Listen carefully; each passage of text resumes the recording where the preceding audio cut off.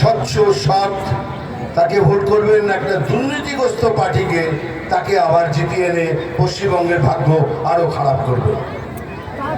এমন একজন ক্যান্ডিডেট আমার বলতে, আমি কাউকে প্রাইভেটলি কাউকে অ্যাটাক করি না, আপনাদের বলছি, আমাদের সবার বাড়িতে মন্দির আছে, আছে কি না?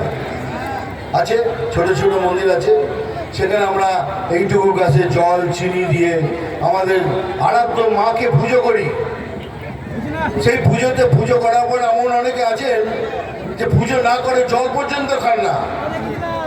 সেই আরাধ্য কালীকে উনি অপমান করেছেন, বলে উনি নাকি মদ খান, মাতাল অলমোস্ট।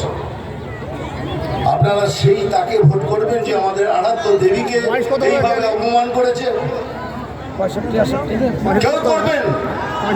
ভোট তো দূরের কথা, এর সাথে সম্পর্ক পর্যন্ত আমি রাখবো।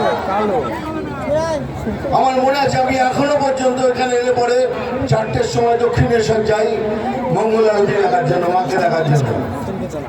আপনি আমার সেই মাকে অপমান করলেন।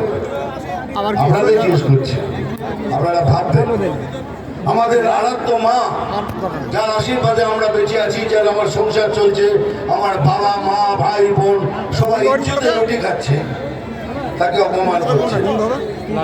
ভোট দেওয়ার আগে এটা ভাববেন, আর কিছু। ভালো থাকবেন।